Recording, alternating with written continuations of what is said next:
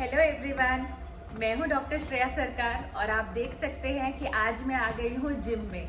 जी हाँ, फाइनली मैंने सोचा कि चलो अब बहुत ज़्यादा वेट पुट ऑन कर लिया ड्यूरिंग प्रेगनेंसी, चाइल्ड बर्थ। इस वजह से सभी लेडीज़ को थोड़ा वेट पुट ऑन हो ही जाता है और बेबी होने के बाद आपको अपने लिए टाइम बिल्कुल भी नहीं मिलता है। तो ऑब्वियसली बेबी के साथ टाइम निकालना मुश्किल है, लेकिन ये बहुत ज़रूरी है कि बेबी के साथ साथ आप अपना भी ध्यान रखें, क्योंकि ये वेट बहुत स्टबन वेट होता है। अगर मैंने अभी इसको लूज़ नहीं किया तो बाद में बहुत ज़्यादा डिफ़िकल्टी आ जाएगी। लेकिन जब भी आप अपनी वेट लॉस जर्नी स्टार्ट करें, सबसे पहले आपको क्या ध्यान रखना है, अगर आप लैक्टेटिंग मदर है तो इसलिए आप एकदम से डाइटिंग नहीं कर सकते हैं, लेकिन एक्सरसाइज आप ज़रूर कर सकते हैं। लेकिन एक्सरसाइज भी कौन सी करनी है, कौन सी नहीं करनी है, ये सब आप अपने डॉक्टर से पहले एक बार डिस्कस कर लें। मैंने भी अपने डॉक्टर से डिस्कस कर लिया है और उन्होंने मुझे क्या करना है, क्या नहीं करना है, वो सारी चीज़ें बताई है। ये सभी चीज़ें डिपेंड करती है कई सारे क्राइटेरियाज पे। अब क्राइटेरिया कई तरीके का होता है, जैसे आपकी नॉर्मल डिलीवरी है या सी सेक्शन, उस पर भी डिपेंड करता है। और बॉडी में कुछ चेंजेस हमेशा के लिए रह जाते हैं, उनका कुछ नहीं कर सकते। कुछ एक्सरसाइजेस पे रिस्ट्रिक्शन रहती है 6 मंथ्स तक, कुछ एक्सरसाइजेस पे रिस्ट्रिक्शंस रहती है 2 इयर्स तक। जी हाँ, आपने सही सुना, कुछ एक्सरसाइज ऐसी भी होती है जो आप 2 साल तक नहीं कर सकते हैं चाइल्ड बर्थ के बाद। लेकिन कौन सी करनी है और कौन सी नहीं करनी है, ये आप अपने डॉक्टर से डिस्कस कर सकते हैं।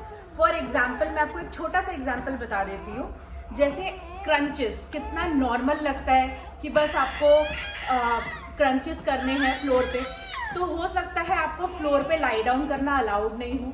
सेकेंडली, क्रंचेस करते वक्त आपको ये याद रखना है कि प्री प्रेगनेंसी आप जैसे सर पे हाथ रख के क्रंचेस करते थे, अब आपको अपने पेट को पकड़ के क्रंचेस करने हैं। क्रंचेस करने के लिए मना नहीं होता, लेकिन तरीका दूसरा हो जाता है। इसी तरीके से बहुत सारी एक्सरसाइजेज है जो आपको करनी पड़ती है, लेकिन एक डिफरेंट पैटर्न से।